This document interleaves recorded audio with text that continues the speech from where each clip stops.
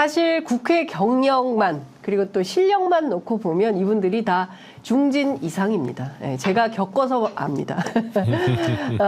국회 안에서는 사실 보좌진으로 사는 게 사실 쉽지는 않습니다. 늘 조연이거든요.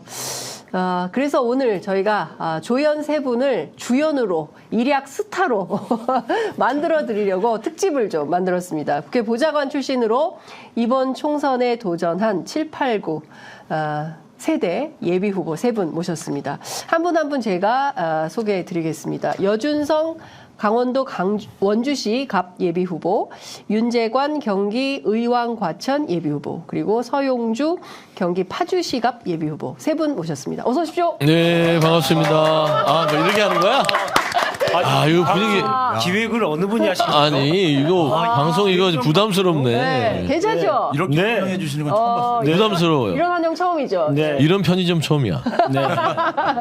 네, 이런 방송 없습니다. 여러분들께 저희가 얼마나 팔려고 막 이렇게 네, 박수를 치고 말이야. 추억과 사랑을 심어드리기 위해서 모셨습니다. 네, 아니, 고맙습니다. 여준성 후보는 네네. 지금 원주에서 오시는 거예요? 예, 원주에서 지금 아침에 세상에. 차 타고 끌고 왔습니다. 원주에서 네. 차 끌고 오셨어요. 네. 왜, 얼마 걸렸어요? 2시간 반 정도. 세상에. 서울에서 막혀요. 네. 서울에서. 올 때까지는 안 막히다가 네, 전혀 서울 안 와가지고, 예, 그렇구나. 2시간 반. 2시간 반 얘기하고 가셔야겠네. 네가 왔다 갔다 5시간을 투자하는 건데 너무 이게 이제 감사합니다. 사람들이 자꾸 강원도 원주 그러면 네. 굉장히 촌동네라고 생각을 해요. 산골 동네라고. 아니죠. 근데 의외로 네. 원주가 KTX역이 3개가 있어요. 오. 거의 아마 전국에서도 그렇게 흔치 않을 텐데. 네. 그리고 요번에 이제 GTX D 라인이 계획이 확정이 됐거든요. 네. 확정은 아니지만 거의 계획이 잡혀 있고. 원주로 오십시오. 네. 원주가 정말 살기 좋은 도시고 예, 오시면 아마 깜짝 놀라실 거예요. 파주도 좋아요. 우왕 과천은 전국에 살기 그래, 제일 좋은 도시. 그렇지. 원주는 이제 좋아. 의왕호수. 이런 원주 네. 수도권 시대입니다. 치열한 경쟁을 해야죠.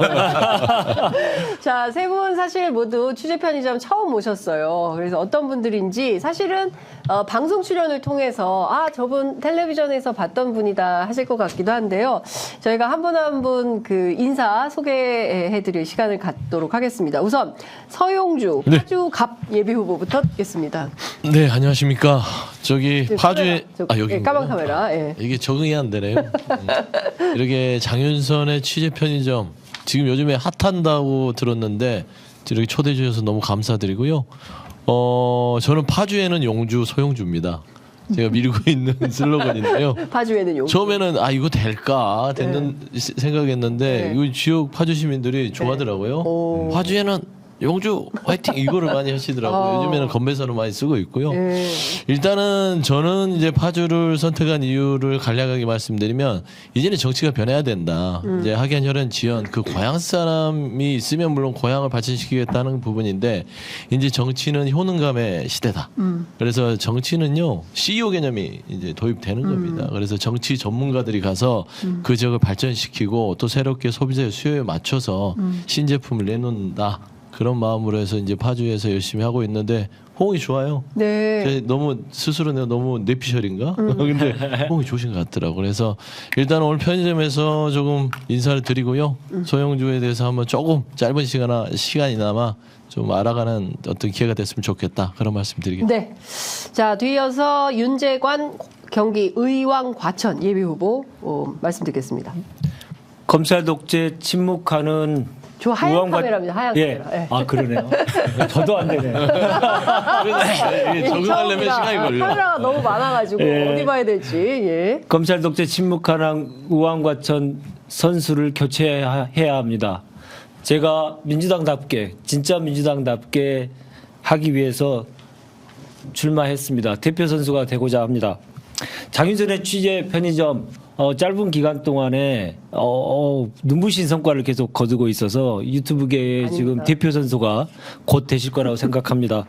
우리 다 함께 제대로 된 정치, 제대로 된 언론 그 기능을 함께 다하면서 우리 서로 상생했으면 좋겠다 생각하고요. 장윤선의 취재 편의점 따봉입니다. 아유, 감사합니다. 따봉 하니까 따봉. 세대가 느껴. 예, 그렇죠. 70년대, 80년, 7, 8, 9 세대를 얘기하니까 따봉을 모르는 사람이 없지 않습니까? 예. 예. 여준성 원주 갑 예비 후보 얘기 듣겠습니다. 예, 저는 뭐 원주에서 초중고하고 대학교도 상지대학교를 졸업을 해서 오래 살았습니다. 그리고 거의 뭐 저희 집안 대대로 살았고요. 근데 집성촌은 여씨는 사실 되게 흔하지 않거든요. 그리고 맞아요. 특히 이제 저희 여씨가 또 우리 나여자를 쓰는데 거의 전국에 한 3,000명 있을까 말까 시기성입니다. 네. 그래서 저희 여씨 그러면 이제 이 많은 분들이 명함 보시고 금방 또 기억을 해주시고 이제 아우 여씨도 있네요 뭐 네. 이러기도 하고 그리고 또 제가 이제 국회에 있을 때 보좌관 생활을 오래 했잖아요. 네.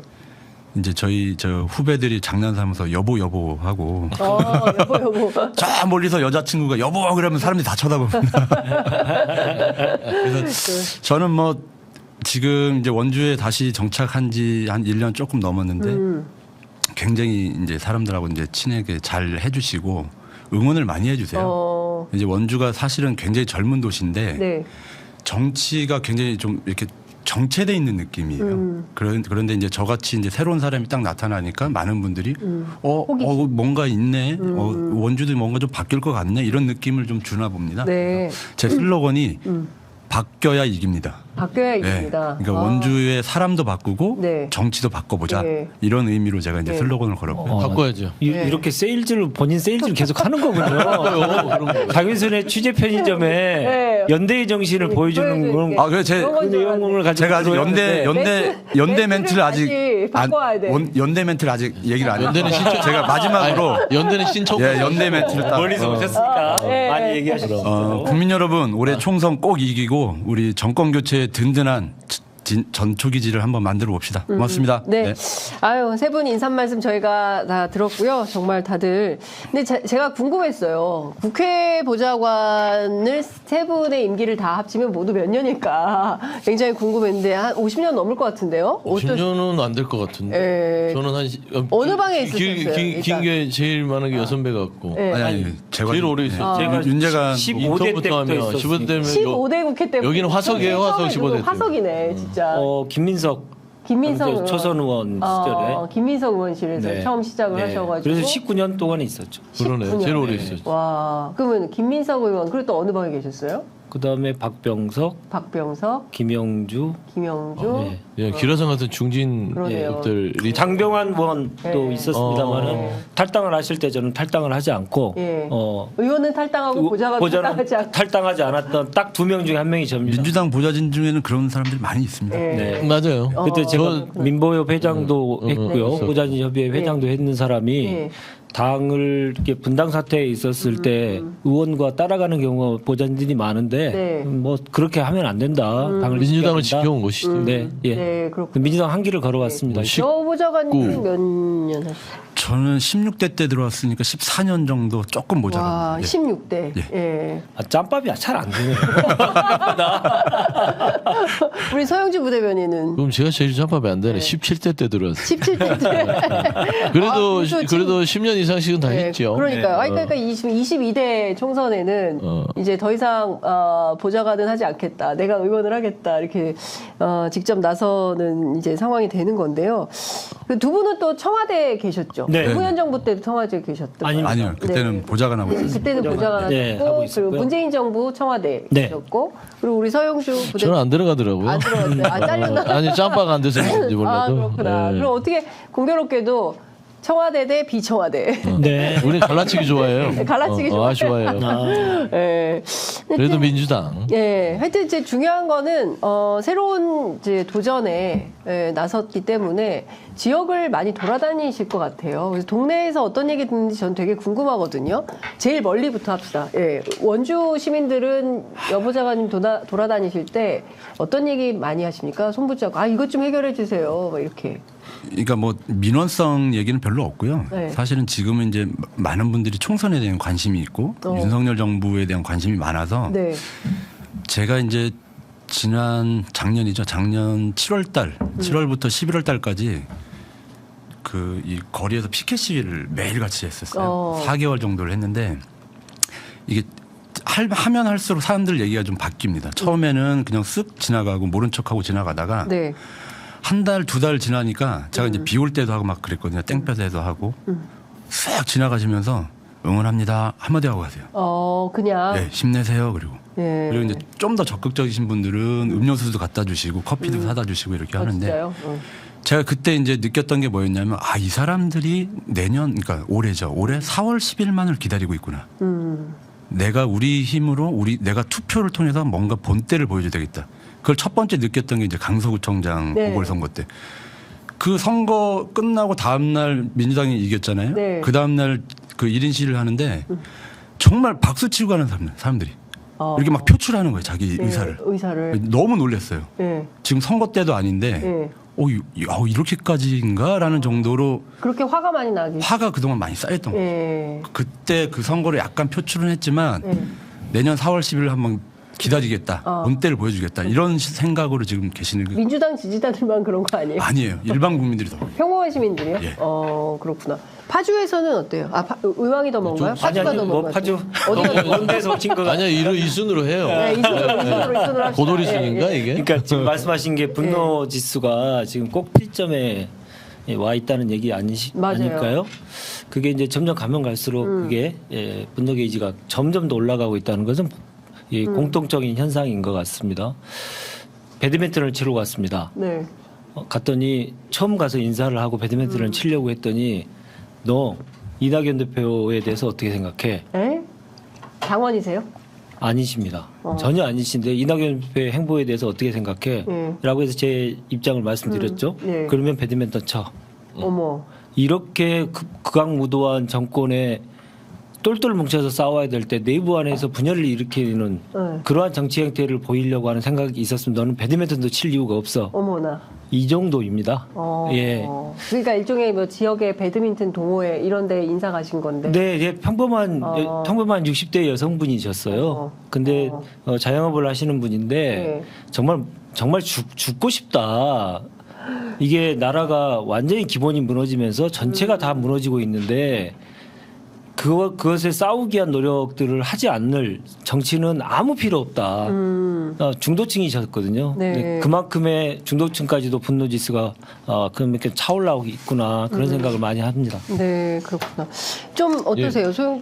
파주에서 민심은 어떻습니까? 파주 민심 전반적으로 현 정부에 대한 기대감이 없어요.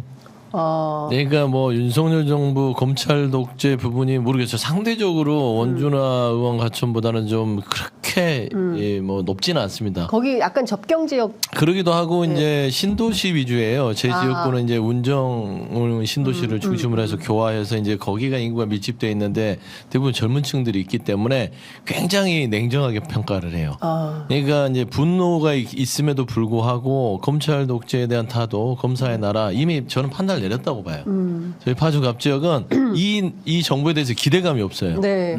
그래서 그냥 뭐 이제 속내로 인사를 가면 민주당이에요 물어봐요. 그러면 민주당이면 제가 받을게요. 그러면 국민의 빨간 거 싫어요. 이 빨간 거 싫다는 게 뭐냐면 윤석열 싫어해요. 한동훈 싫어요. 이게 그런 부분들이 명확하다. 네. 물론 이제 더러 국민의힘이 있긴 이지만 뭐 제가 만나는 축은 지금 이제 경선을 앞두고 있기 때문에 이제 당원들이나 중도층인데 대부분의 중도층 시민들은 민주당은 좀 잘해라. 이렇게 나라를 개판치는데 왜 이렇게밖에 못하냐라는 요구가 많고 네. 두 번째는 이제 좀 내부적으로는 인물론이에요. 그러니까 좀 이 정치도 변해야 되고 좀 했던 사람이 또 안 했으면 좋겠다. 네. 막 12년, 16년 이렇게 한 사람이 하는 것들이 과연 맞냐. 새로운 인물들을 통해서 우리한테도 선택권을 달라. 네. 이런 얘기들을 좀 많이 해주셔서 파주에서는 어떤 지금 윤석열 정부에 대한 어떤 그 타도 뭐 이런 부분들보다는 네. 조금 더 정치의 효능감에 대해서 요구를 하고 계시고 분명한 거는 윤석열 정부 네. 기대 1도 없다. 이미 포기했다. 저는 네. 그런 말씀을 드려요. 과천 같은 경우에는 네. 전통적으로 국민의힘 지지세가 높은 지역입니다. 그렇죠. 그 예. 지역에서 예. 제가 1인 시위를 하고 있는데요. 다 1인 시위 하시네. 어떤 분께서 예. 물을 내려놓고 가셨는데 주고 가셨는데 예. 그걸 보시더니 예. 한 10분께서 물을 이렇게 다 쌓아놓고 저를 1인 시위하고 있는 저를 이제 욕하는 이제 국민의힘 지지자들에 대항하기 위해서 네. 물로써 그렇게 상징적으로 보여주시고 어떤 분은 정말 이렇게라도 꼭 하고 싶다고 그래서 옆에 있는 스벅에 가서 커피 뽑아가지고 제 앞에 놔두고 가시고 네. 그렇습니다. 이제 과천에서 있었던 일이기 때문에 네. 그 정도로 민심은 변화하고 있다. 그 윤재관이 잘생겨서 그런 거 아닐까요? 그런 거 그러면 같은데. 지는 건데. 그러니까. 세 분이 진짜 다 키도 크시고 인물도 훤하시고 정말 인물 보고 뽑나라는 생각이 들 정도. 원래 인물 보고 뽑아요. 대놓고 그럼. 얘기하면 안 되는데. 아니던데요. 요건 그렇지 좀 않은데. 반대던데요. 아니 근데 사실 우리 국민들은 과거에는 그랬을지 모르겠지만 최근에는 그렇지 않아요. 네. 정책 도대체 그래서 당신 들어가서 뭐 할 건데 이 얘기를 또 많이 묻는다는 겁니다. 아, 제가 또 실수했네. 인물 보고 뽑는다는 소리가 아니 인물이라는 그게 건 아닌데. 이게 복합적인 거예요. 네. 이제 꼴만 보는 게 아니라 이제 이 사람이 갖고 있는 여러 가지의 인물 평가가 있잖아요. 자세도 볼 거고. 그렇죠. 자세도 보고 태도도 보고 말투도 보고 이 사람의 생각도 보는 게 하나의 인물이라고 표현하는 그렇죠. 것이죠. 예. 보통 안 그랬으면 내가 얼굴 보고 뽑지 역시 그러지. 수습의 대마왕. 그럼 그렇지 않겠습니까? 예, 부대변인 출신이라 확실히 네. 다릅니다. 예. 그것 좀 여쭤볼게요. 사실은 어떤 분야에 전문성이 있는지도 많은 분들이 궁금해하실 것 같거든요. 여준성 그 후보는 무슨 전문성이 있어요? 저는 국회 2003년도에 이제 국회 처음 들어왔는데 네. 처음 들어올 때는 이제 교육 쪽에 관심이 있어서 들어왔어요. 교육을 좀 잘해봐야 되겠다. 네. 이렇게 들어왔다가 2008년도에 이제 우리 민주당이 완전히 폭망했잖아요. 그때 네. 81석. 예. 그때 어쩔 수 없이 이제 이 상임위를 옮겼는데 그때 이제 보건복지로 옮겼습니다. 네. 그때 2008년도에 보건복지를 시작해서 지금까지 14년 정도를 이제 보건복지만 한우물, 예. 한길. 그것 때문에 아마 청와대에서도 저를 픽해서 예. 예, 데려갔던 것 같습니다. 예. 장관 정책보좌관도 하지 않으셨어요? 예, 장관정책보좌관도 1년 10개월 정도 네. 조금 넘게 했죠. 예. 그 빛나는 성과 뭐가 있습니까? 코로나죠. 코로나. 코로나. 저는 사실은 저를 알린 계기도 코로나 대응이었고 예. 그때 이제 너무 이제 어목했고 이게 예. 불안한 사람들이 예, 예. 심리 상태가 그랬는데 네. 이제 언론이나 뭐 정치권에서 특히 이제 뭐 야당 쪽에서 계속 이 방역 당국 신뢰를 흔들려고 많이 가짜 뉴스를 많이 했죠. 네. 그 가짜 뉴스하고 대응해서 싸우고 그거를 또 이제 많은 국민들이 또 퍼다 날르면서 네. 서로 연대의 힘을 보여주셨고 예. 그래서 저는 뭐 그때 이제 느꼈던 게 이 신뢰라는 거 연대라는 게 굉장히 중요하구나 어려움을 극복하는 데는 그만한 게 없겠구나 그래서 제가 그 내용을 책으로 썼습니다. 네. 누가 싸웠는가. 예.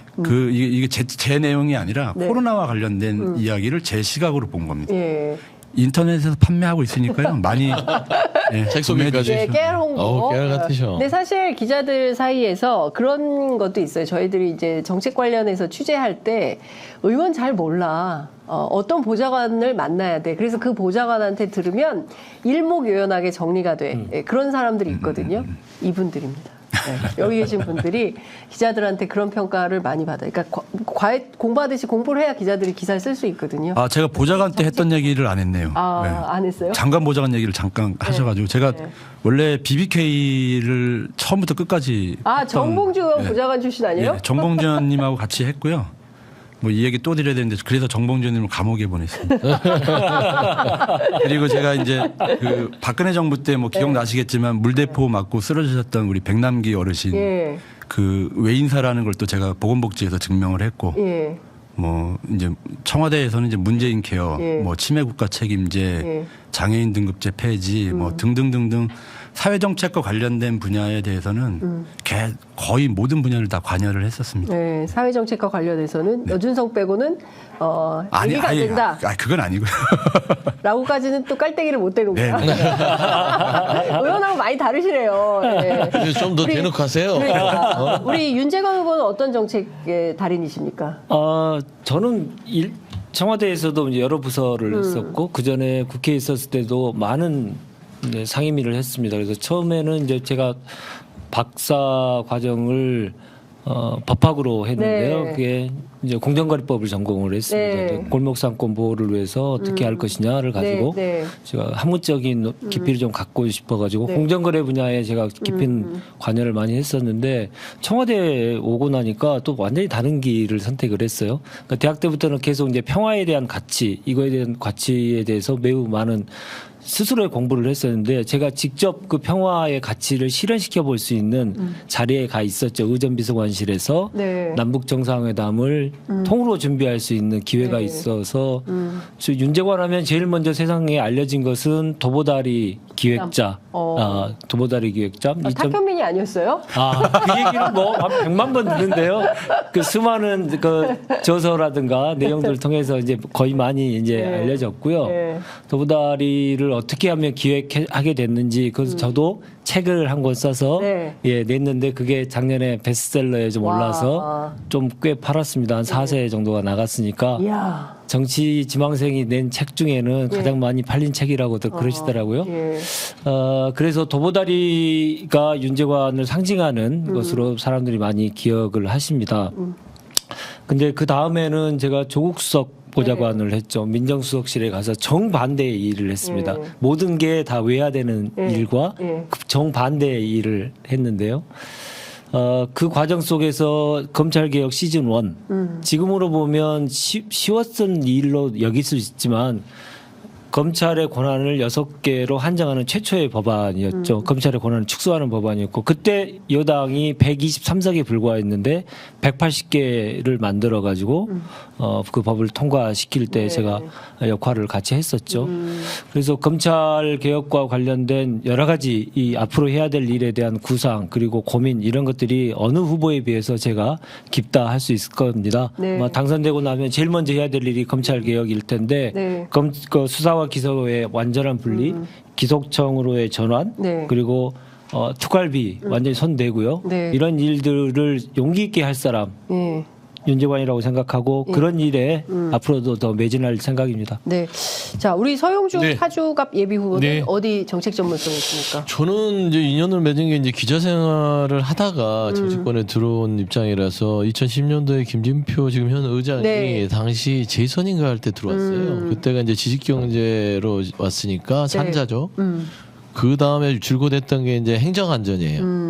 행정부, 네. 지방재정, 뭐 소방, 경찰, 네. 뭐 안전 부분에 있어서 했던 것인데 저는 주로 이제 그 행정안전 쪽을 주로 거의 다 행정안전 쪽에 있어서 제가 기억나는 것들은 이제 최근에 좀 안타까운 소식도 있지만 소방 네. 관련해서 소방공무원 국가직 관련해서 그때 2011년 12년 때부터 계속해서 만행이 그때는 안전행정이었죠. 맞아요. 네, 그래서 그때부터 추진해서 2019년도에 최종적으로 국가직이 됐을 겁니다. 그런 좀 일들에 관여해서 좀 보람을 느꼈었고 예. 그다음에 지방재정 관련해서 중앙 정부의 어떤 세 구조 예. 부분들이 8대2 구조에서 6대4까지 가는 과정 속에서 여러 가지로 그런 역할들에서 같이 좀 관여해서 얘기를 네. 했고 최근에 가장 제가 많이 그래도 지방 정부의 어떤 분권에 있어서 노력을 하고 많이 배웠던 부분은 최근에 불출마 선언했던 김민기 의원이에요. 네. 김민기 의원이 용인 시의원 한번 하고 나서 지금 3선 하시고 나서 최근에 본인의 역할이 다 됐고 후배들에게 저렇게 길을 열어주겠다고 네. 이제 용퇴를 하셨잖아요. 맞아요. 그런 그분한테 배웠는데 그분이 지방재정의 달인이에요. 맞아요. 그래서 거기에서 많이 수업을 배우면서 기본적으로 저는 이 정치의 효능감을 물론 이제 여러 가지로 현 무능한 정권에 대해서 당연히 싸워야 되고 이 뭐 검사의 나라를 없애야 되고 좀 검찰 독재 부분에 있어서도 바로 세우고 다 덜어내고 개혁해야 됩니다. 이제 그 부분과 함께 중요한 거는 국민들이 먹고 사는 부분들. 그래서 저는 그 얘기를 해요. 민주주의는 무엇이냐? 민생이 민주주의예요. 네. 민생이 살게 되면 민주주의가 바로 서는 것입니다. 그러니까 민생이 무너지면 민주주의가 바로 설 수가 없어요. 네. 그러니까 이런 두 부분에 있어서 저는 좀 정치 효능감을 지방재정 부분, 그 다음에 이제 국민의 안전 문제 이런 부분에 있어서 조금 더 좀 피부에 와닿게 저는 노력과 역할을 할 수 있다. 네. 그런 주장들을 하고 있어요. 사실 민환 기자들이 그 꼭 끝에 찾아가는 사람이 김민기 의원입니다. 이분이 디테일에 강한 분이에요. 그래가지고 근데 이번에 그만두신다고 하셔가지고 모셔서 말씀을 좀 들으려고 했는데 절대 안 하죠. 안 하시죠? 인터뷰 절대 안 하고 소주 사겠다고. 제가 이 김민기 의원에 대한 네. 비하인드를 얘기하면 이분이 어느 정도였냐면 시의원 할 때 시의원들이 용인시에서 네. 하면 시의원들은 이 뭐 그 주차를 시에 공짜로 이용할 수 있잖아요. 네. 시원이니까 예, 예. 절대 공짜로 이용하지 않았어요. 그리고 시원하면서 해외에 나가는 것도 한 번도 안 갔어요. 그리고 국회의원이 돼서 또 뭘 하냐면 이분이 되게 이제 저는 답답하게 느꼈죠. 옆에서 일할 때. 예. 선물을 받아와요. 그러면 보통 뭐 기관장들 만나면 그냥 아주 판촉물 같이 이렇게 네, 맞아요. 선물을 하잖아요. 그러면 가지고 와서 야 이거 인터넷에 얼마인지 알아봐. 그래서 특정 부분 받을 수 없는 가격이 넘잖아요. 네. 그럼 반납해요. 그러니까 그 정도로 굉장히 디테일하고 본인의 관리에 철저했던 사람이고 네. 지역에서는 김민기는 4선을 해도 5선을 해도 욕할 사람이 아무도 없어요. 용인에서 그 지역구 관리를 네. 그렇게 잘하거든요. 네.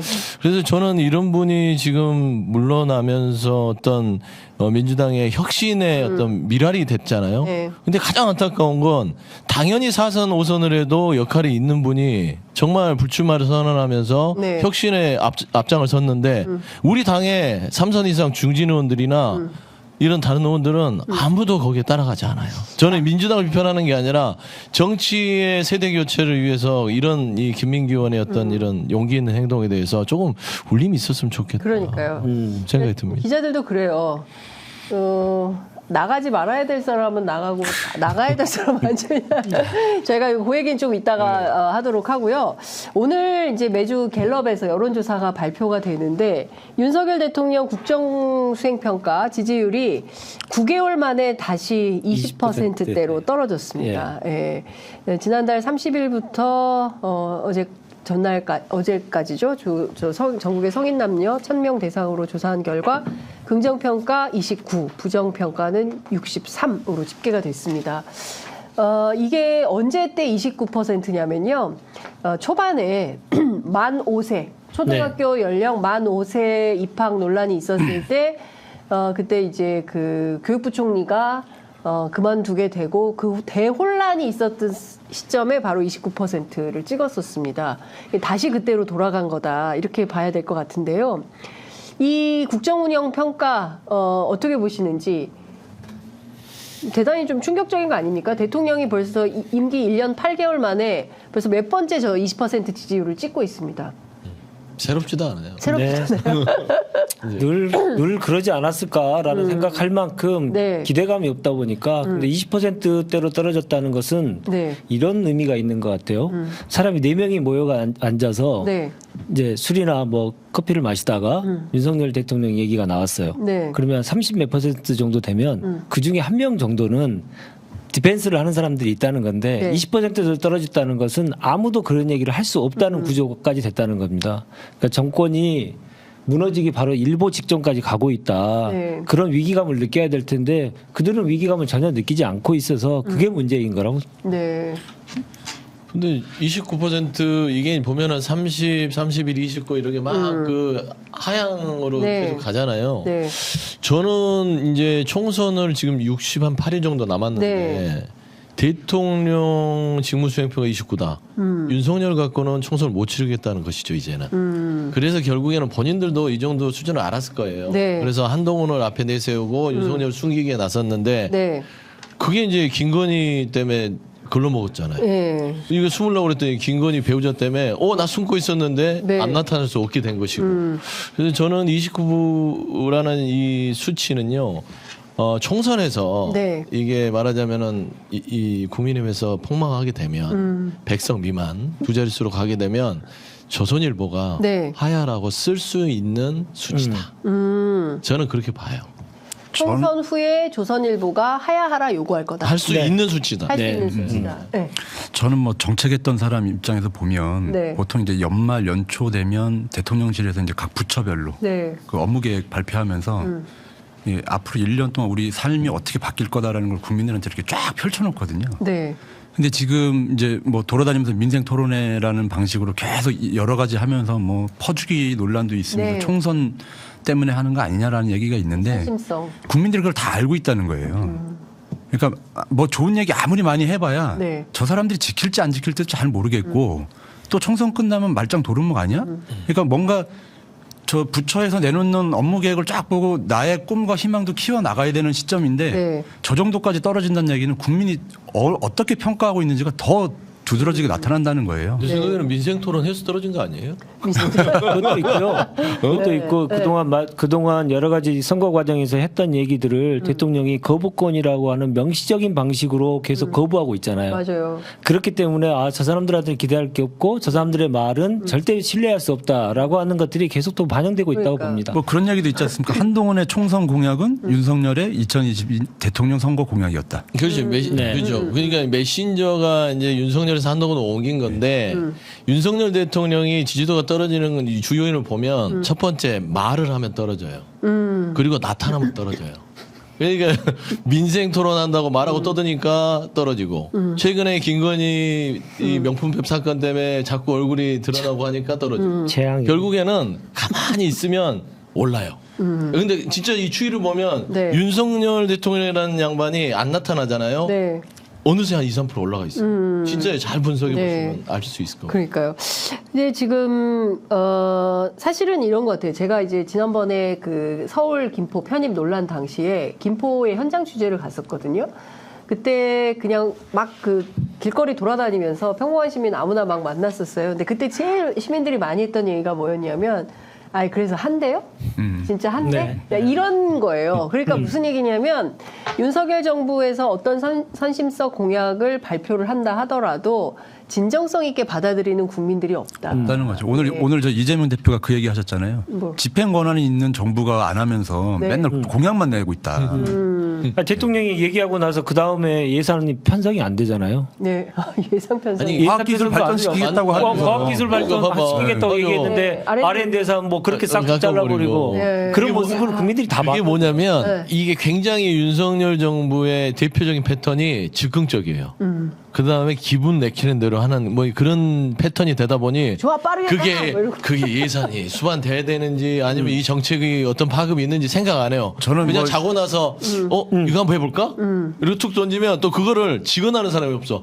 절대 안 됩니다. 이거 아니야. 예. 그 얘기를 했다면 바로 잘리거든. 네. 그러니까 지금 이게 참 정부 부처가 불안한 민생 정부다. 토론회 하는 걸 쭉 돌아가면서 보면 네. 이게 국민을 위한 정책인지 아니면 특정 집단이나 특정인들에 대해 민원성을 해결해 주는 장소인 건지 이게 헷갈리는 진짜 거예요. 정책 오래 하셨으니까 그 민생 정책 토론회 어떻게 보세요? 저희 이제 어제 저 필수 의료 정책 패키지 네. 발표했거든요. 네, 네. 저는 이제 보건복지 쪽이니까 네. 유심히 봤는데 네. 그래도 나름 준비는 했어요. 준비는 했는데 네.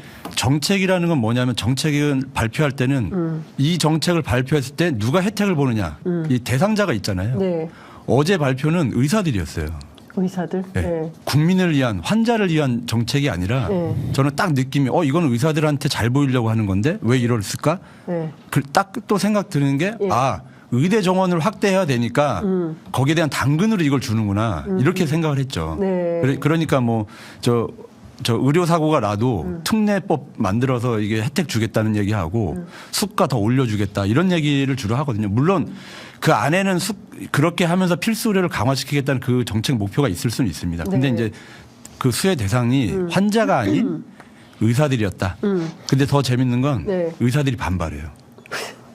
어제 그 정책 발표 나고 나서 의사들이 네. 우리하고 전쟁하자는 거야? 루비콘강을 건넜어 너네 이제. 이걸 한두 사람이 하는 게 아니라 다양하게 큰. 그 의사 집단의 대표자들이 이야기를 해요. 예. 그러니까 결국 실패한 정책이 될 수밖에 없어요. 네. 수용성이 떨어지잖아요. 정신건강 관련해 가지고 네. 대통령도 강조하고 있고 김건희 여사도 맞아요. 애플에 가가지고 정신건강을 얘기해서 이게 뭔 말인가 했지 않습니까? 정신건강을 열심히 지금 밀고 있는데 이런 정책을 하려면 기본적으로 인프라부터 먼저 깔아야 되거든요. 네. 정신건강을 예산을 10배로 늘리려면 그 관련돼 있는 종사자들, 네. 그 관련돼 있는 인프라 이런 것들이 수반되지 않으면 돈만 들어가지 네. 도저히 제대로 실행이 안 될 거 아니겠습니까? 그러면 정신건강의 예산을 엄청 늘리겠다 그러면 네. 당연히 그에 관련돼 있는 인력을 어떻게 확충할 것인지 그에 대한 의료인들의 확충을 어떻게 할 것인지 네. 이런 논의들을 해야 되는데 그런 논의는 일절 없고 그냥 정신건강을 위해서 국민들에게 돈 퍼주겠습니다 얘기만 나오거든요. 네. 네. 이거는 맞아요. 특수한 다른 목적을 내포하고 있다. 저는 그렇게 보이고 계속 지금 예의주시하고 있습니다. 네. 특수한 다른 목적은 뭐라고 보세요? 그러니까 그것을 의료의 영역이 아닌 네. 다른 영역으로 가고 이상한 방향에 있는 사람들이 정신건강을 한다고 하고 거기에 예산을 나 많이 자꾸 누구 얘기하고 투입하면서 싶어져. 안 돼. 투입하면서 네. 정말 국민들의 정신건강 얘기하면서 실제로 자기 백 채우고자 하는 자들에게 네. 호응을 해주는 그런 일이 벌어질 가능성이 대단히 지금 높죠. 모 인사가 경북에 몰 타운을 꾸미고 있다 네. 소문이 막 모 돌고. 인사. 예, 종교계와 국민들 누구나 어떻게 다 연결되어 있느냐, 연결될 거자 그걸 예. 우리 유심히 봐야 합니다, 정신건강 진짜. 문제를 지적하는데 그게 실제로 어느 쪽하고 연결이 되는지 네. 국민들이 예의주시해서 갑- 제보 주셔야 됩니다. 갑자기 예산이 늘어나는데 쓸 데가 없잖아요. 쓸 정신건강 방법 문제는 없잖아요. 네. 보건복지 영역이니까 제가 국회에 가서 예. 알겠습니다. 제가 이것 좀 여쭐게요. 세 분 모두 민주당이시니까 사실은 앞서 말씀 주신 대로 지난 강서보궐선거에서 확인된 것처럼 정권 심판 여론, 지금 뭐 오늘 발표된 갤럽 여론조사도 마찬가지고요. 정권 심판 여론이 굉장히 높아요. 근데 중요한 포인트는 민주당에 대한 지지율은 높지 않다. 근데 이제 민주당 저희가 뭐 현역 국회의원들 모셔서 말씀을 들어보면 지금 이 정도면 대선을 패배한 정당 치고는 여론조사 굉장히 잘 나오는 겁니다. 잘 나오는 거죠. 네. 이 정도면 잘 나오는 겁니다. 다 동의하세요? 네. 아니, 딴 거 물어봐야 되는데. 저희들이 최악도 경험해봤지 않습니까? 네. 아니 근데 저는 이제 평범한 이제 그 기자 입장에서 취재하는 기자 입장에서 여쭙자면 대통령 부정평가가 63%나 되고 이렇게 높은데 그러면 대한정당인 야당인 민주당의 지지율도 그 정도로 높아야 되는 거야. 최소 50%는 넘어야 되는 거 아니냐. 50%는 과하고 한 45 정도 네. 그 정도는 육박해야죠. 왜 나는 좀 안 솔직히 얘기하면 아쉬움이 있어요. 솔직히 얘기해 주세요. 왜냐면은 뭐 대선 패배까지 뭐 그런 패배했기 때문에 이 정도도 과하다. 저는 뭐 그런 요인도 있겠지만 윤석열 정부를 이렇게 쫙 쳐다보면 국민들이 민주당밖에 대안이 없네. 이렇게 생각하는 게 상식이 아닐까 생각해요. 그러면은 지금 지지율은 아직 목마르다. 그러면 목마른 이유가 뭘까 생각했을 때는 다른 거 없죠. 제가 늘 얘기했지만 민주당이 혁신의 시간이 느슨한 건 맞아요. 세대 교체에 대해서 뭔가 혁신의 채찍을 휘두릅니까? 아니잖아요. 그러면 민주당은 뭘 하고 있지? 보통 우리가 듣는 얘기를 부자 몸조심한다는 얘기를 하잖아요. 저는 그런 부분에 있어서는 저는 젊은 정치인들이 어떤 여러 가지의 현재 뭐 2월 4일날 저 면접이 있습니다. 그럼에도 불구하고 할 얘기는 저도 그러니까요. 할 얘기는 해야 되는 것은 네. 국민들의 눈높이를 끊임없이 가려고 하지 말고 국민들의 눈높이보다 반발짝 앞서가라고 늘 우리 김대중 대통령께서 얘기했어요. 눈높이를 허덕거리면서 쫓아가려고 하지 말고 눈높이를 넘어서서 반발짝 앞서서 정치를 하면 우리가 지금 이 지지율 수준들은 정말 뭐 더 이상 뭐 그 이유를 뭐 따로 될 필요도 없이 갈 것인데 저희는 지금 민주당의 어떤 변화 혁신 자체가 국민 눈높이에 맞냐라는 부분들은 스스로 자성할 필요가 있다라는 좀 말씀드리고 싶어요. 저는 조금 네. 이제 동감을 하면서 공감하면서 저는 조금 이제 이야기를 좀 드리면 이게 이제 총선이 없는 일반적인 시기라면 네. 당 지지율이 아마 높을 거예요. 대통령 지지율이 저렇게 떨어지면. 네. 근데 이제 총선으로 가면서 각 당의 지지층들이 결집하게 돼 있거든요. 그러면서 아마 국힘의 지지층들은 윤석열 대통령과 국민의힘을 이렇게 분리해서 보기 시작하는 거죠. 이제. 그러니까 대통령은 내가 보기가 싫은데 네. 그래도 국힘은 좀 내가 그동안 지지했던 정당이니까 저 정당은 좀 잘했으면 좋겠다는 그 이 기대 심리도 좀 반영이 된 거 아닌가 이런 네. 생각이 되고 그래서 저는 우리 민주당이 이번 총선에서 방심하면 안 된다. 네. 무조건 잘 될 거라고 생각하면 안 되고 정말 이거는 이제 지역 선거예요. 대선은 전국 선거지만 네. 지역 선거로 가면 갈수록 좋은 후보를 내야 되고 네. 정말 괜찮은 사람 내놔서 그 지역에서 평가받게끔 해줘야 되거든요. 근데 그러면 결국 공천에서 누구를 공천하느냐에 따라서 지역 선거는 결판이 날 거다. 맞아요. 네. 그게 이제 세대 교체를 민주당이 고민하냐예요. 그러니까 새로운 이런 정치인들을 물갈이를 해줘야만 이게 국민들이 보기에 민주당이 변하는구나 기대할 만하구나 하는데 그냥 그게 그거면 옛날 사람 갖다가 그대로 쓰고 바꿔주지 않고 그러면 네. 민주당에 대한 기대를 더 가질 수가 없잖아요. 윤재관 후보는 어떻게 보세요? 그 두 분 말이 다 옳은 말씀이고 거기에 저는 제 할 얘기를 이 앞에서 다 했어요. 네. 근데 우리가 이러한 그 새로운 변화를 일으키는 데 있어서 인물이 가장 관심을 많은 분야일 수밖에 없지 않습니까? 네. 그러면 어떤 인물을 할 것이냐. 우리 좀 성찰해야 되는 게 있습니다. 네. 조정훈. 몇몇 분들 우리의 민주당에게 아픈 이 과거를 만들어 주셨던 분들 네. 솔직히 말씀드리면 다 그 영입돼서 오신 분들입니다. 영입돼서 오신 분들이 당에 오히려 정체성을 해치는 분들이 네. 상당히 많았고 그 짧은 기간의 선거의 과정 속에서 하다 보니 그런 일들이 많이 계속적으로 반복되는 거 있습니다. 네. 조홍천 의원 뭐 보십시오. 뭐 그런 것들을 생각해 보면 이렇게 밸런스가 맞아야 되는데 네. 정당의 내부 육성 기능이 매우 취약한 것 같아요.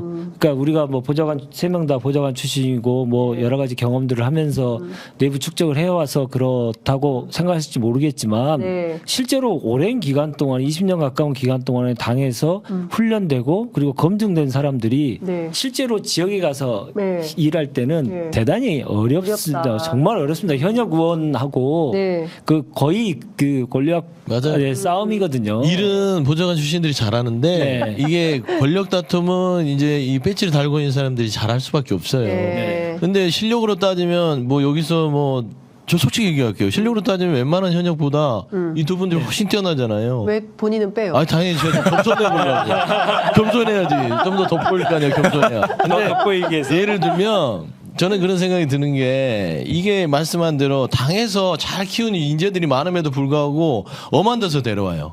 변호사 출신이었다. 뭐 이 사람은 금융 전문가다. 따지고 보면 별것도 없어요. 그러면 와서 뭘 하냐면 적응 기간 동안 뭐 할 일을 못 해요. 네. 4년 동안 한 2년을 적응해. 네. 그러니까 여의도 국회가 어떻게 돌아가는지도 몰라요. 네. 그다음 입법 과정이 어떻게 되고 일을 할 때는 어떻게 풀어야 되는지도 몰라. 그러니까 다 보좌관한테 물어봐. 네. 왜 보좌관한테 물어봐요? 그 보좌관을 그냥 의원 시켜놓으면 더 잘할 텐데. 네.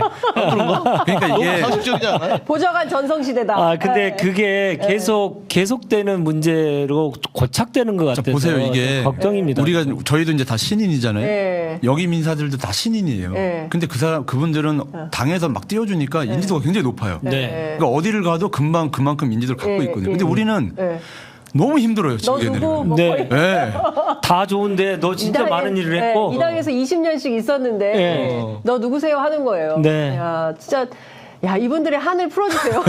아니 그러니까 저는 당에서도 네. 외부 영입도 그것도 필요하죠. 네. 근데 내부에 있는 인재들도 예. 어느 정도 교육 시스템을 통해서 먼저 우리 당에 이런 후보들이 있다. 네. 네. 이런 신인 그 내부 인재에 대한 저 발표도 좀 해주시고 근데 사실은 이런 걸 해줬으면 좋겠다는 거예요. 맞아요. 네. 그러니까 제가 얘기를 잘했나요? 외부 세 분들이 다 동감. 아주 잘했어. 뜨거워. 아주 잘했어. 아니 네. 근데 사실 이게- 쌓였던 거잖아요.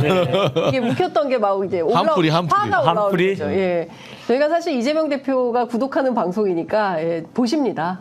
그리고 판단해서 저 2월 조만간- 4일 면접 잘 보겠습니다. 아니 그분도 면접 봤던데. 아, 아니 근데 중요한 건 이런 것 같아요. 그러니까 외부에서도 뭐 수혈을 해야죠. 그래서 좀뭐 네. 물갈이도 필요하지만 내부에서 이런 역량 있는 분들을 좀 정치의 영역에서 훨씬 더 잘 활용할 수 있는 방안도 당이 좀 노력을 해야 된다. 이것 좀 여쭤볼게요. 제가 사실은 이걸 여쭈려고 했어요. 그러니까 이번 선거는 윤석열 정부 심판 선거가 누가 보더라도 명징한데, 자 그러면 이 구도를 어떻게 만들 거냐? 앞서 이제 거부권을 대통령이 이제 밥 먹듯이 거부권을 행사해서 벌써 9번째 거부권이고 대통령이 거부할 만한 법은 입법하면 안 되는 거야 라는 수준까지 와 있는 거예요. 그러면 이 거부권을 거부하지 못하도록 전국을 만들려면 최소한 200석 플러스 알파가 되어야 되는데 민주당은 무슨 전략적 접근을 하고 있는 거냐. 내부에서 지금 선거제도 논의가 아직도 안 끝나고 있어요. 전당원 투표한다는 거거든요. 근데 그건 오늘 가짜 뉴스라고. 아 가짜뉴스예요? 고민정 최고가 오늘 발언을 했죠 아침에. 네. 네. 그런 의견이 있다 정도가 네, 그게 결정된 것처럼 말하는 것은 지금 상태로서는 맞아요. 가짜 아, 뉴스다. 그러면 채널A가 동아일보인가요? 가짜뉴스를 퍼뜨린 거네요.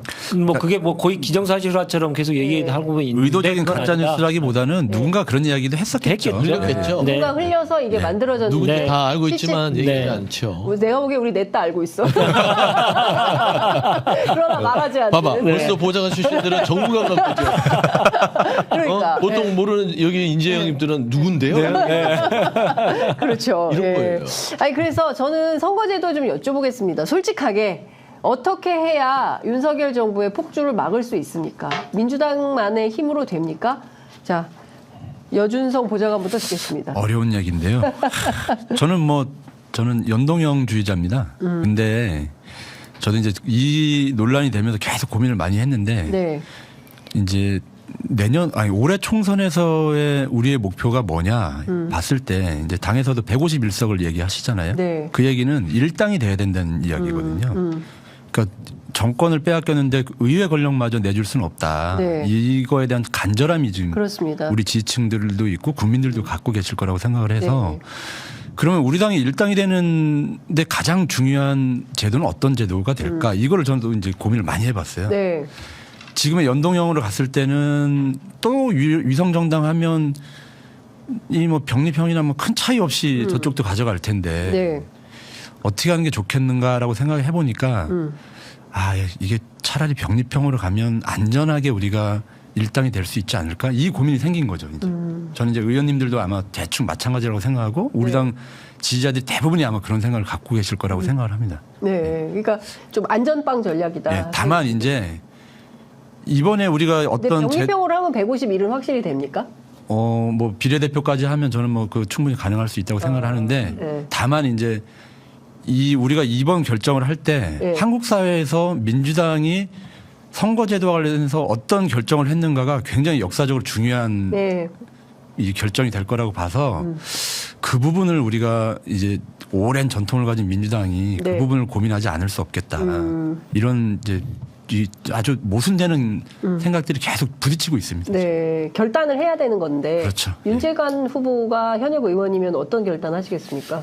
저는 이 지역 당원들께서도 저한테 의견을 많이 물어보시는데요. 저는 두 가지 의견의 그 근거를 분명하게 말씀드립니다. 그러니까 판단을 할 수 있는 시간, 그러니까 우리가 수기를 할 수 있는 시간적 여유가 없이 네. 이걸 판단을 하게 되면 그게 큰 그 분란이 될 수가 있기 때문에 충분하게 죄송합니다. 그걸 숙고하다 보면 서로의 차이에 대해서 이해할 수 있는데 네. 지금은 제가 좀 걱정되는 것은 어떤 걸 선택하느냐에 따라서 선과 악으로 나눠지는 그래서 분열의 구도가 되지 않을까 당내에서 분열의 씨앗이 되지 않을까라는 걱정을 하는 분들이 많다는 겁니다. 네. 그 점에 대해서 우리가 그 어떤 결단을 내려야 될 사람은 가장 먼저 신경 써야 된다. 그러니까 지도자가 제일 먼저 해야 될 일은 이거다 저거다도 결정도 해야지만 그 과정 관리를 정말 잘해야 된다. 네. 그래야만 그 결과가 나왔을 때 서로 간에 승복하고 또 대동단결해서 정권과 맞서 싸우는 그리고 총선 승리하는 길로 갈 수 있다. 네. 그래서 과정 관리의 중요성에 대해서는 저는 꼭 지적하고 싶고요. 네. 그것을 위한 전당원에게 그 여러 가지 이 당에서 정보를 제공한다든가 이 관련된 내용들에 대한 노력이 필요하다 저는 그렇게 봅니다. 그러니까 끝내 답변을 안 하신 거죠. 아니 두 가지 측면에 대해서 네, 예, 두 다 가지 좋고. 측면에 있습니다만은 네. 저도 무엇인가를 딱 내놓고 수기하자 이러면 그건 말이 안 맞지 않습니까? 예. 그 투표로 결정해야 된다 이런 건가요? 아닙니다. 아니 지도부 결단의 방식도 일례로 타당한 이유가 있고요. 사일날 면접 있다니까 자꾸 왜 물어봐요. 전당원 투표도 사당한 이유가 당연히 있죠. 네. 근데 그것이 선과 악이 악으로 생각되는 그런 구조를 만들면 우리는 필패 구조이기 때문에 그것을 피할 수 있고 그것을 극복해낼 수 있는 과정 관리 그런 것들이 매우 중요하다. 알겠습니다. 정책을 할 때도 과정 관리 엄청 중요하지 않습니까? 그러니까 윤재관 후보 말하고 저도 비슷한 부분일 것 같아요. 네. 그러니까 두 가지 측면이 있어요. 선거제 관련해서는. 첫 번째는 국민과의 약속의 문제예요. 네. 그 부분은 정말로 뼈아픈 부분이라서 수기가 필요하고 두 번째는 선거제는 제도의 문제예요. 네. 그러니까 제도는 여러 시간을 가지고 논의를 통해서 바뀔 수도 있는 것입니다. 그러니까 첫 번째는 저는 좀 아쉬운 부분들부터만 말씀드리면 이 연동형 준연동형 부분을 약속을 했다가 이거를 최근에 병립형 부분을 조금 개선해야겠다라고 얘기를 했을 때는 처음에 했던 약속에 대해서 일이 방향 전환해야 되는 부분을 국민들한테 소상하게 얘기했었어야 돼요. 네. 전 그랬다고 봅니다. 그래서 충분히 죄송하다. 지금 이 현 상황이 변했다. 당시에는 그랬지만 지금 현 상황은 위성정당을 막을 수 없고 국민의힘이 저런 식의 어떤 병리병을 주장하면서 선거제를 어떤 너무 본인들 위주로 끌어가기 때문에 민주당이 여기에서 실을 봤을 때는 이 윤석열 정부의 심판에 막대한 지장이 있다라는 설명들을 충분히 한 다음에 네. 좀 여러 가지 논의를 했으면 좋았을 텐데 그러다 보니까 결국에는 약속을 못 지키는 프레임에 빠져버린 거라고 생각해요. 그래서 저는 현재까지 지금 지도부가 시간이 얼마 없어서 최고위에서 이게 전당으로 가냐 안 되냐고 논의를 할 것 같은데 네. 중요한 거는 지금이라도 국민들한테 설명을 해야 돼요. 그리고 두 번째 전당원 투표로 가는 것도 또 국민들한테 설명을 해야 돼요. 이게 정치는 좀 친절해야 돼요. 네. 그런데 이거는 우리가 연동형제는 당원한테 약속한 것도 있지만 국민한테 약속한 겁니다. 그러면은 이거는 당원 투표제랄 게 아니라 국민의 여론에 대해서 물어봐야 되잖아요. 그러니까 결국에는 국민들을 설득할 수 있는 과정들의 최선을 보여준 다음에 그 다음에 뭘가가 결정되든 간에 그 부분은 감내를 하는 겁니다. 네. 약속을 못 지켜서 국민들 보기에 니들은 약속을 안 지키는 신뢰가 깨진 당이야 라고 함에도 불구하고 우리가 최선을 다했다면 거기에 대해서는 조금 어느 정도 양해가 될 수 있는 부분이지 우리가 독단적으로 우리의 셈법으로만 해서 자 이리 갑니다. 안 그러면 윤석열 정부 못 막습니다. 이거는 우리 위주잖아요. 네. 국민들의 시각에서 좀 친절하게 설명하는 부분이 조금 빠졌다라는 점이 좀 아쉽다는 점에서 2월 4일 날 면접 잘 보겠습니다. 면접관들이 보고 계시니까. 자, 그 조국 전 장관이 그 어제 있었던 리셋 코리아 행사에서 이 윤석열 정부의 폭주를 막으려면 야권 전체가 200석 이상이 되어야 된다. 이준석 신당 포함해서 200석 플러스 알파 해야 된다. 이런 주장을 했습니다. 이준석 전 대표는 조국 전 장관과 연대할 생각 없다. 그리고 바로 그냥 무자르듯이 잘랐어요. 조국 전 장관은 왜 이런 얘기를 하는 것이고 실제로 이렇게 만드는 그러니까 정권을 이렇게 만들어갈 필요 이것은 좀 어떻게 보십니까? 200석이라고 하는 것에 대해서는 여러분들 다 인정하시지만 한 네. 당이 200석을 차지해서 그 거부권 행사를 못하게 하고 네. 탄핵도 가능하게 하는 일이 있었으면 좋겠는데 쉽지 않을 것이다. 예. 왜냐하면 현재 지금 영남에 68석, 네. 호남은 28석. 이 한계, 이 분명한 대한민국의 한계를 봤을 때 아무리 정권 심판의 여론이 높다 하더라도 네. 의석수의 민주당이 200석을 혼자 넘기는 어렵다. 그러면 어떻게 할 것이냐? 우리가 거부권을 9번이나 행사하는 저 무도한 자에 대해서 어떻게 하면 우리가 제대로 된 입법을 할 것이냐. 네. 그러면 야권이 연대할 수밖에 없지 않을까. 한 당이 안 된다면 여러 당과 함께 개혁의 파트너로서 국민들께 표방하고 네. 그리고 나서 200석을 넘기는 방식을 해야 되는 거 아닌가. 이런 주장 아니시겠습니까? 네. 일면 타당하죠. 당연히요. 왜냐하면 현실적으로는 현실성에 부합한다고 저는 생각하고요. 네. 우리가 200석을 혼자 한다고 하면 오만에 빠졌다고 또 얘기를 할 겁니다. 네. 민주당 혼자 200석을 한다고 하면 네. 지난번 총선 때 그런 얘기가 잠깐 나왔다가 아주 역풍을 좀 맞았다. 뭐 다들 그렇게 평가하시지 않습니까? 그런 걸 고민했을 때도 그런 부분에 대해서 우리가 진지하게 고민은 해야 된다 생각합니다. 네. 저는 뭐 조국 수석님, 조국 장관님의 그 인식은 현실에 기반한 인식이라고 생각해요. 네. 윤석열 정권을 어떻게든지 막아내고 이 다음 총선이 끝난 다음에는 뭔가 이제 개헌도 해야 되고 그렇게 해서 내리자 이 얘기를 계속 주장을 하신 건데 네. 저는 뭐 충분히 할 수 있는 이야기라고 생각을 하고 거기에 맞춰서 민주당이나 다른 야당들과 어떻게 연대할 건가 뭐 이런 것도 좀 저는 짜들어가야 된다고 생각하는데 네. 이준석 대표는 당연히 뭐 무자르도 자르겠죠. 우리 지금 당 이제 만든 지 얼마 안 됐는데 조국하고 손잡는다 그러면 그쪽 지지층들이 누가 남아나겠어요. 네. 다 도망가죠. 네. 네. 다만 이제 그럼에도 불구하고 반윤석열 전선에서 함께 할 수 있느냐 없느냐 예. 이게 최고의 가치냐 아니냐 이거에 대한 판단이 이제 필요한 거예요. 저는. 예. 예. 다른 가치들도 많잖아요. 근데 이것만 놓고 이걸 판단할 수 있을까? 이거에 대한 저는 좀 고민은 좀 됩니다. 예. 네, 뭐 다 같은 얘기죠. 네. 조국 전 장관께서도 뭐 이준석 전 대표 손을 잡는다는 것은 목적이 똑같기 때문이에요. 네. 지금 현 윤석열 정부 이거 이대로 둬도 되겠냐? 검사의 나라 이대로 되겠냐? 본인들은 검찰의 나라, 검사의 나라가 아니라고 하지만 대통령도 검사고 집권여당의 당 대표도 검사예요. 네. 뭐 그 두 명만 보더라도요. 그냥 이 검사의 나라입니다. 이거를 그대로 둘 수 없다는 점에서는 이준석 전 대표와 조국 전 장관이 같은 곳을 바라보기 때문에 조국 전 장관이 얘기를 했을지언정 뭐 이준석 전 대표 당연히 정치 셈법으로 따졌을 때 지금 현재 뭐 조국 전 장관과 손을 잡았을 때 잡아서 좋을 게 뭐 없잖아요. 그래서 뭐 잘한 것이기 때문에 큰 의미는 없다 그렇게 평가하고 싶습니다. 이거는 어떻게 보십니까? 지금 사실상 이제 민주당에서는 정권 심판론을 얘기하지만 한동훈 위원장은 날마다 운동권 심판론을 제기하고 있어요. 세 분은 운동권입니까? 뭐 운동 좋아합니다. 예. 매일 합니다. 네, 운동 매일 하십니까? 그럼요. 그렇죠. 뭐 드러내 배드민턴도 치시고. 내가 운동권이냐 그냥- 아니냐에 네. 대한 답하고 싶은 생각이 전혀 없습니다. 그렇죠. 그들의 예, 논리에 제가 빠져서 거기에 답할 만큼 우리가 한가롭지 않거든요.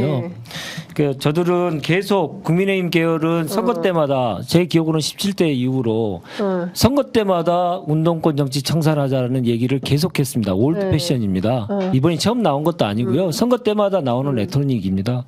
거기에 우리가 빠져서는 안 된다라는 생각이 들고요.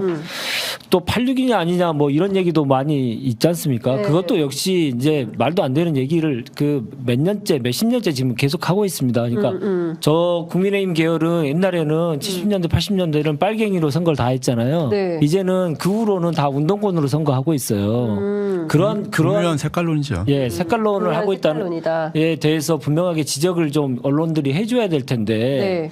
그런 거는 요새 좀 보지 못했다. 그래서 한동훈의 정치가 좀 새로워질 거라고 예상했는데 완전히 옛날 정치 하고 있다. 이런 비판도 해주셔야죠, 당연히. 맞아요. 네. 그러니까. 한동훈 비대위원장 보면 윤석열 대통령하고 똑같아요. 하는 방식이 단지 차이가 있다면 한동훈 비대위원장은 술 안 먹는 윤석열이에요. 네.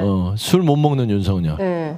딱 그런데 생각하는 건 그렇고 예. 반국가 세력이라는 지칭하에 선거를 치르는 것이고 이 후보님처럼 색깔론이에요. 신색깔론이라고 보면 돼요. 이거는 뭐 좌파 뭐 이제 종북 이 얘기를 못 하니까 안 먹히니까 국민들이 이제 현명해졌으니까 그렇죠. 그러니까 운동권을 하면서 그 저변에는 지금 민주당은 좌파 공산 그런 반국가 세력들이 한 집단입니다. 네. 그러니까 저기를 총선에서 심판해 주십시오. 이 얘기거든요.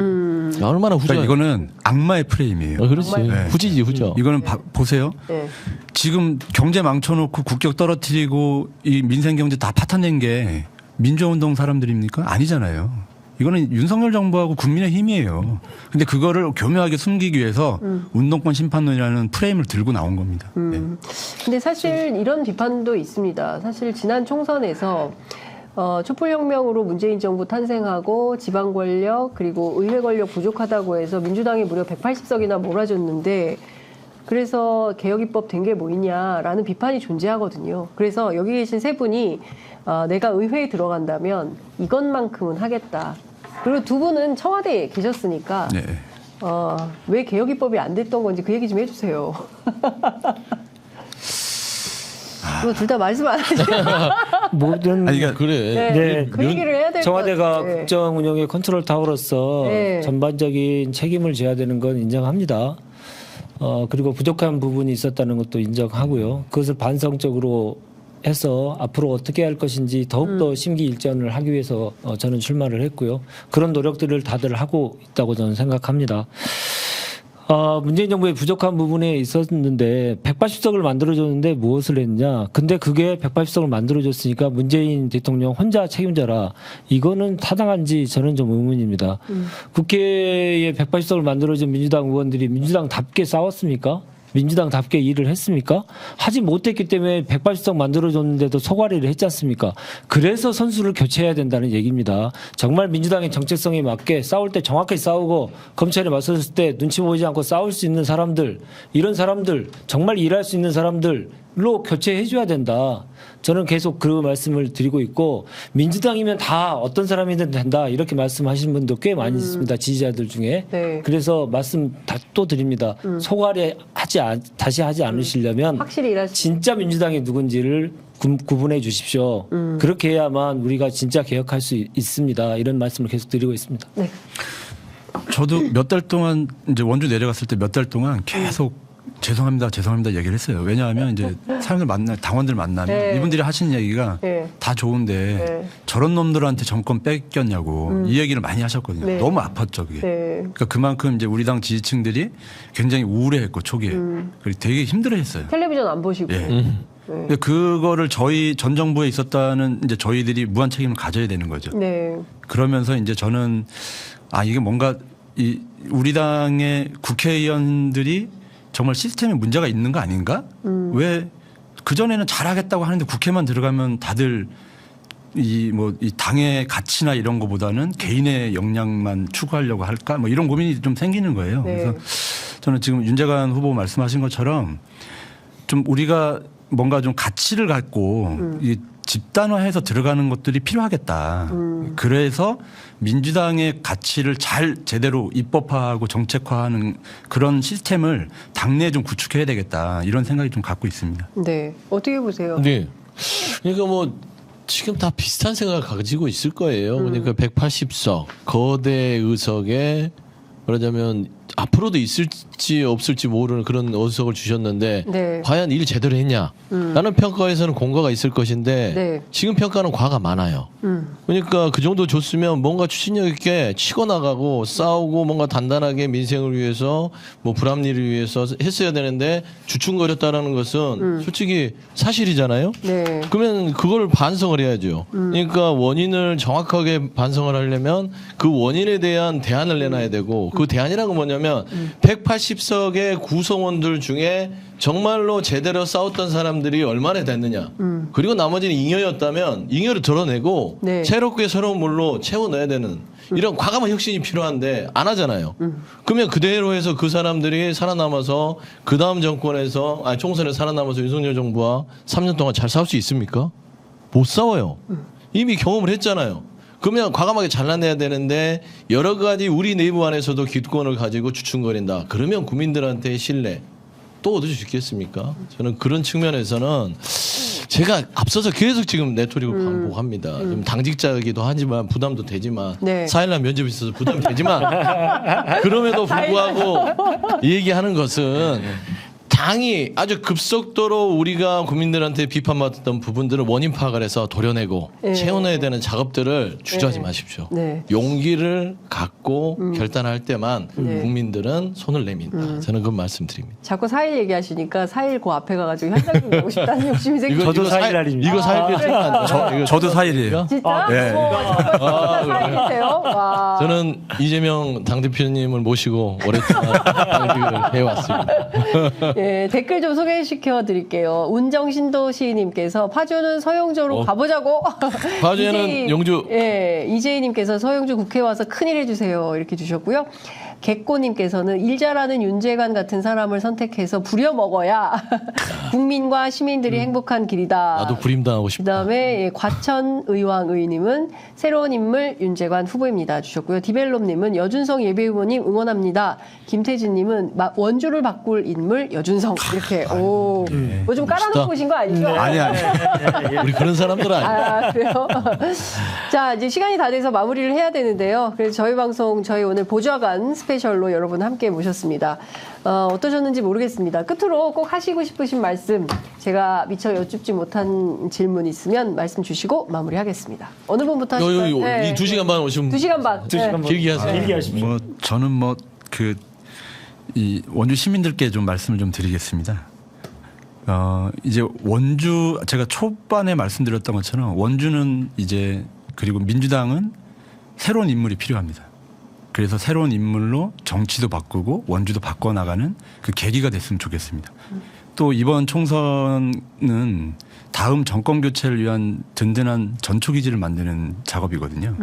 그러니까 그렇게 일할 수 있는 사람, 아주 새롭고 참신한 사람, 그럼 저 여준성으로 바꿔주시면 반드시 바꿔내겠습니다.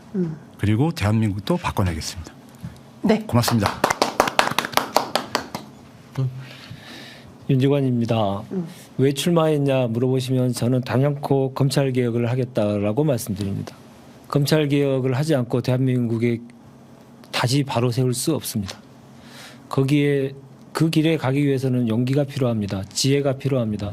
많은 시간 동안 준비해 왔습니다. 저에게 일할 기회를 한번 주십시오. 민생이 살려야 된다.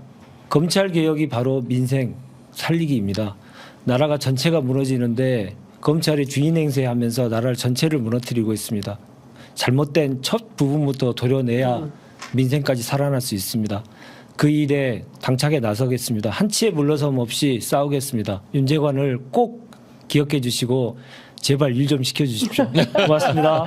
네. 부려먹어줘야죠. 네, 서영주 후보. 네. 저는 이 세 분들 오늘 너무나 뜻깊은 자리였던 것 같고요. 우리 장윤선 선배한테 감사드리고 말씀드리면 한 가지 그렇습니다. 싸워본 사람이 싸울 줄 알아요. 우리는 야당 하면 보좌관 하면서 야당 때 무도한 이명박 박근혜 정부와 싸우면서 또 이렇게 보좌관으로서 역할을 해왔습니다. 그러면은 누가 잘 싸우겠습니까? 윤석열 정부와 싸울 수 있는 사람은 전장 경험이 많은 이 보좌관 출신들이 싸울 수 있지요. 그런 부분들을 좀 눈여겨 봐주시고요. 파주 부분의 얘기를 하면 그렇습니다. 이 파주는 50만의 도시로 거듭나서 성장을 했음에도 불구하고 아직 여전히 한 10만 수준의 도시 기능을 가지고 있다. 그리고 정치라는 역할에 있어서 저는 그런 도시들이 왜 낙후는 아니더라도 왜 정체돼 있는가라는 측면은 우리 민주당에 있는 많은 분들이 거기서 정치를 하셨어요. 그럼에도 불구하고 이거를 그냥 거대 어떤 담론들만 얘기하고 희망 고문만 했던 것이다라는 측면에서 첫 번째 정치는요. 신상품을 내놔야 됩니다. 그게 정당의 기능입니다. 정치는 서비스이기 때문에 이 우리 민주당은 끊임없는 신상품으로 뭔가 우리 유권자 이 시민들에게 어떤 선택권을 넓혀주는 거 그게 정당과 정치의 역할이라는 측면에서 이제는 애니콜이 아니라 갤럭시로 갈아타시는 그런 선택을 보여드리겠습니다. 네. 감사합니다. 죄송한데 한 가지만 네. 검찰 개혁만 얘기하는 윤재관이냐 전혀 그렇지 않고요. 지금 제가 정책 비전 발표를 6회까지 했습니다. 네. 그래서 쭉 하고 있는 정책도 많이 좀 봐주시고 정책 경쟁을 가기 위해서라도 윤재관이 준비된 자다. 네. 이 얘기 꼭 드리고 예. 싶습니다. 저희가 오늘 그 보좌관 스페셜 특히 이제 7, 8, 9 70년대생들 세 분 모시고 말씀 들어봤습니다.